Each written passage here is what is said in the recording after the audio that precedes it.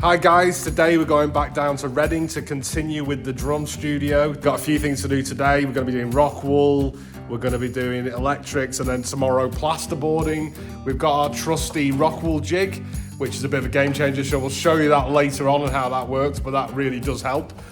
We've got most of the van packs. We're going to be just putting a few more bits of rock wool in.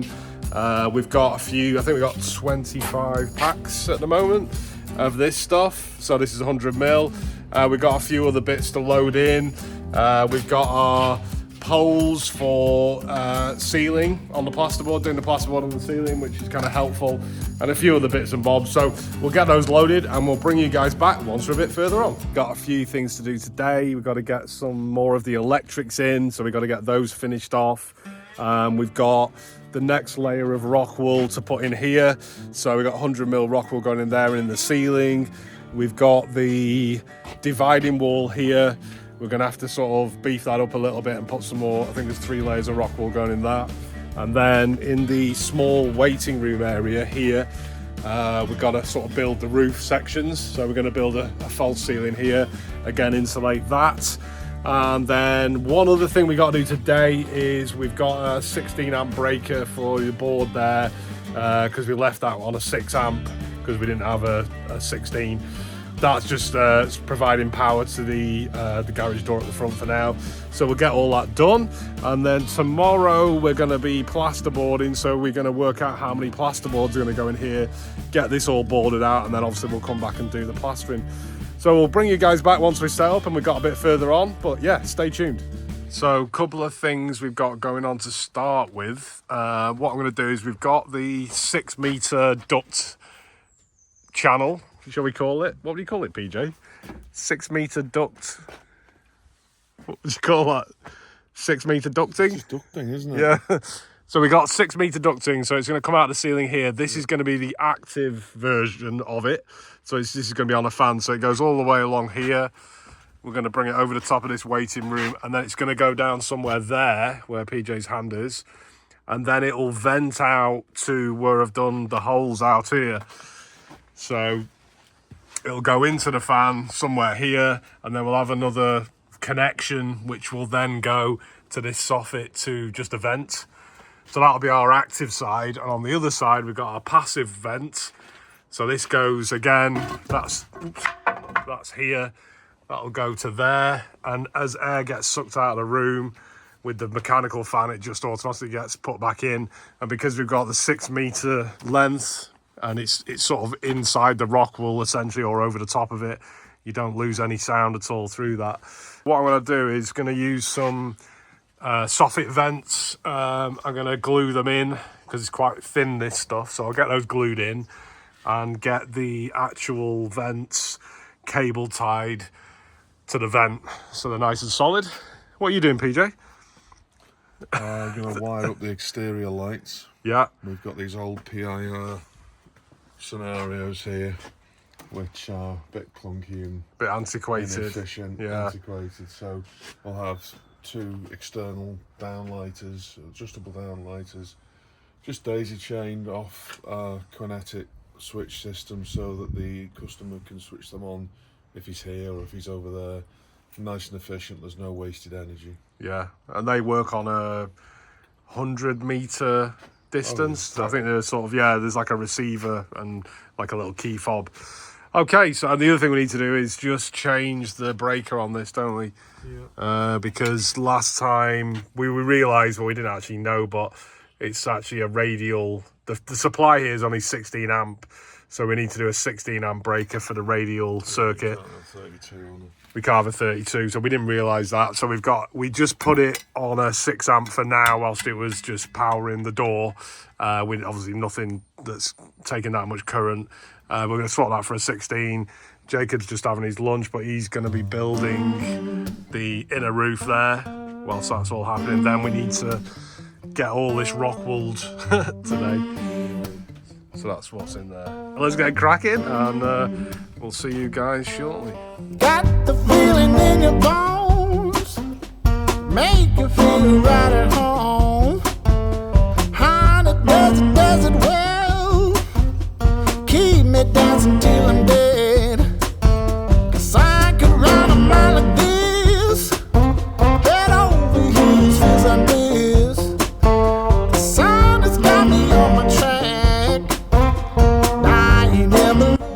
guys, so that's vent number 1 and vent number 2. That's going to be the active vent, that's the passive one. So they're all siliconed in, all nice and tight. What I've done is actually fed part of the pipe. It was kind of not long enough actually to join, so what I've done is just put an extra piece that goes down into the soffit and is attached to the vent at the back with a cable tie. I've siliconed that in, so we'll get a joining piece, which is actually a specific thing for the job. So it's a piece of plastic that basically joins those two together and it stops it collapsing. That goes all the way to there. And then this other vent, I've actually pulled this down here, ready to be joined onto a fan. So basically that'll suck air out of the room. So the direction of the fan's gonna have to be going that way. And as that sucks air out, that naturally comes back in through the other vent. So we've got 1 or 2 more bits of electrics to sort out, including these outside light feeds. I think Jacob's done that inner roof now, so that's done. And then we can start getting on with the rock wooling. So a bit more to do. Okay guys, so we're just about to start doing some rock wooling. Got a couple of different types. The denser stuff we're going to be putting in the walls here. We've actually got this jig, so what happens is, not sure this is the right way. Is this the right way around? Of course it is. Oh, of course it is, yeah. So essentially what we do, yeah, I don't rock wool very much anymore. So basically slab of rock wool here, and then we've got a 40, a slot for the saw there, so that's a 40, and then another 40 cut there. So it gives you 3 sort of even cuts, and then obviously we can move it along to different sizes if we need. But you'll probably check that on the video as we go. But that is pretty useful, getting uniform cuts. So we'll probably try and get all the walls done first, get all these filled in, and then we shall tackle the ceiling before we go, I think. So when it's not all dropping on our heads. But I think a good point is get gloves on, get a mask on and a hat. Yeah.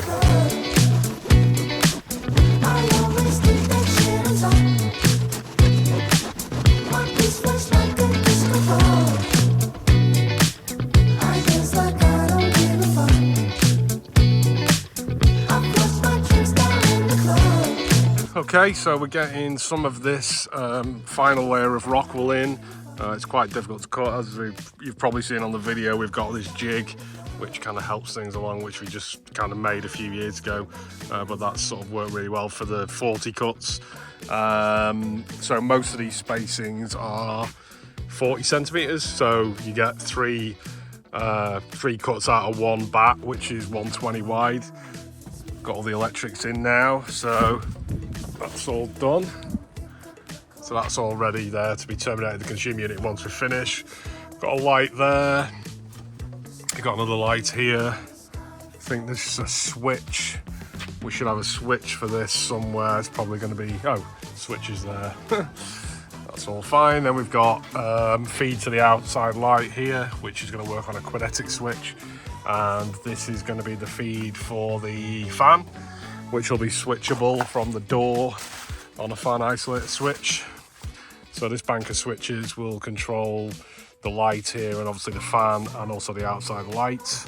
And then we've got a bank of switches here, which literally will just work the switch in the waiting room. Yeah, so we're going to get back to it now, see if we can get all these done, all finished in the next hour or so, maybe 2 hours. Get the ceiling on, and then we can get back to the hotel. So we'll bring you guys back once we're a bit further on.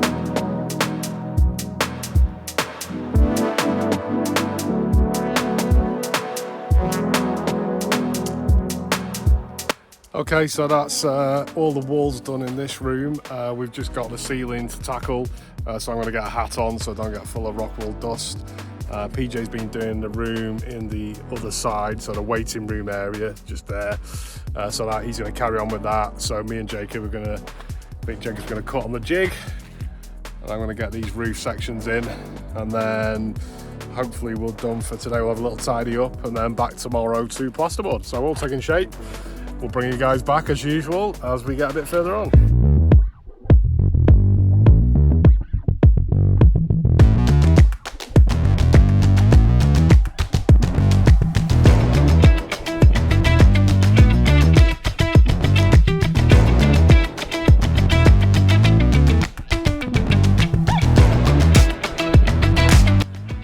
Right guys, that's all the rock wooling done, thankfully, for today. We're going to be back tomorrow doing the plasterboarding. Let's just have a quick look around before we go and see what we got up to. As usual, sounds quite a bit different in here. This is the second layer of rock wool. So we've got essentially 3 layers. We've got our inner shell with the layer of rock wool, then we've got rock wool in between the block work and the brickwork, and then obviously the layer of bricks. So that's kind of the 3 layers. And then we've left a little bit of a opening there to get plasterboard through tomorrow. This is, which will be kind of handy. This is all rock wooled as well. This is the waiting room. So yeah, all gone in really well. We'll work out how many plasterboard, pick those up in the morning and get the ceiling, 2 layers of plasterboard on the ceiling and 2 layers on the walls, and then obviously we'll tackle the smaller room. So we should have this done by tomorrow afternoon.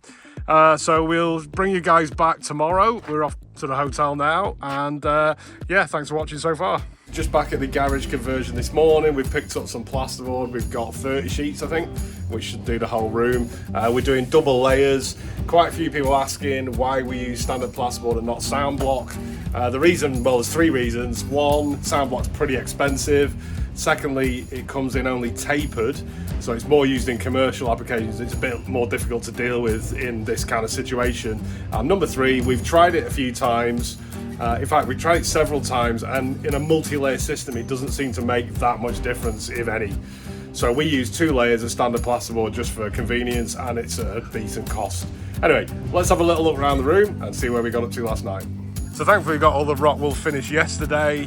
We've got all the ceiling rock wool in and the walls, and then we've got this small waiting room area. This bit we've just left open so we literally can get the plasterboard through. So we got 2 layers of plasterboard. We're going to start on the ceiling. This wall is kind of where the soundproofing finishes. This is a 3-layer wall. Obviously we're going to have a soundproof door on here, double door here. This will contain the sound of the drums. In here is more of a waiting room, so it doesn't have to be as soundproof. So we can only put 1 layer of plasterboard on here. We've only got a single wall here as well. You see it's just a single wall. So that's not going to provide enough coverage for a drum kit, for example. It's got to be a room within a room. So this is kind of outside of the room, if you like. So we're going to have a door on here. We're going to have actually a bit of a window there as well in the door. So yeah, we're going to get the boards in, get set up, and we'll bring you guys back once we're a bit further on. Right guys, that's a nice pose, Jacob. Let's have a look at the back of your hoodie. What does it say again? Soundshirts.com. And what's on the front of yours, PJ? Dropbeats.bomb. That is today's sponsor of our video. Soundshirts.com. Use code SPE10 for 10% off. Right, anyway, on with the video. So, stuff we're going to need to plasterboard. We're actually starting with the ceiling. So we've got, how many plasterboard? 9 there. 9. We've got some poles, which will help hold them up. In terms of gear we've got, this is great little hop up. That's obviously for the wall, when we're doing the wall, to hop up the boards. We've got a couple of tape measures. We've got blades for the Stanley. We've got a string line. We've got tape measures. We've got a couple of drills, and we've got one with an auger bit on. Not sure what we need that for. What's this? Oh, okay. That's for later. Right. Shall we? Got the world's tiniest spirit level. I didn't put that there. I thought someone might like to use it. No. Feel like a giant. Where's the big one? Oh, it's there. That's gonna make us look like amateurs. Isn't it? Big spirit level. Yeah. We don't need a small spirit level. We need that one. Right. Let's crack on. Say that I have it, you know that I got it. No need to look all in the bag. Stunting like this cause I work so hard. I'm the best, I only speak facts. In the store, I'm popping them tags. A limited ceiling with stag. Clout chasing for the cash grab. I don't really want it that bad. If I say that I have it, you know that I got it. No need to look all in the bag. Stunting like this cause I work so hard. I'm the best, I only speak facts. In the store, I'm popping them tags. A limited ceiling. Just gonna snap off in one go. There we go.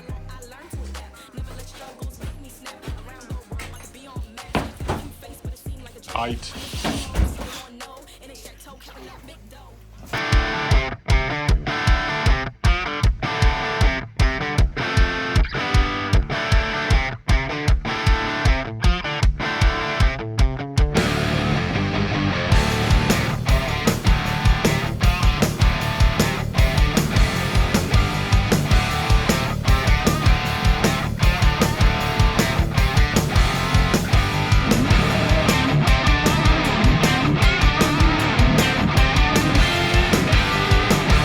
Okay guys, that's the main room all plasterboarded. That's 2 layers on, including the ceiling. So that's all done. I think that took us just over 3 hours with 3 of us, pretty good going. We had 30 boards. I think we've got 3 or 4 left. So yeah, around 26 boards to get this room done. We've also got, before we go, we've got to get this little room done. So this is a little waiting room area. We've just left that open for access, but we can board over the top of that and then obviously do the insulation and the noggin that's missing from the other side. But this is pretty small. It's going to be 4 boards and a bit, I think, to get this done. One of the questions that get asked quite a bit is with the first layer of board, and do we seal the first layer of board? And the answer to that is no, we don't. We have tried this in the past, but what we tend to try and do is, wherever possible, stagger all the joints.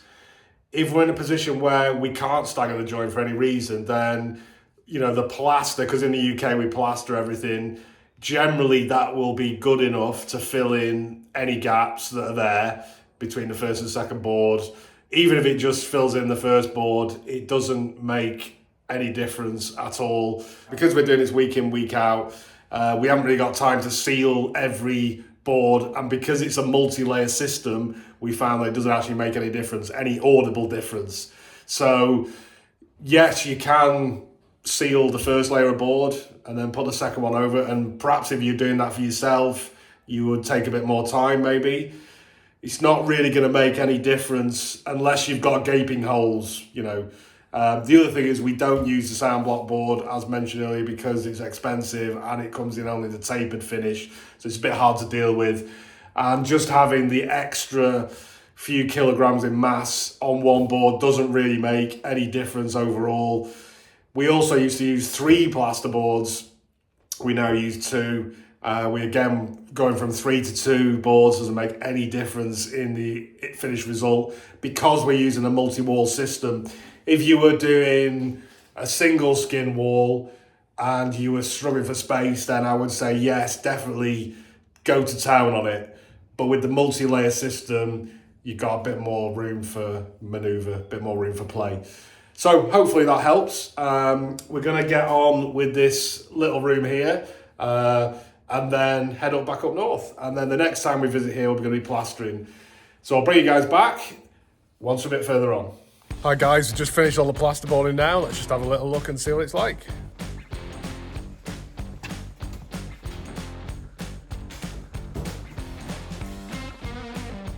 So that's all the main room completed, 2 layers. It's all nice and square.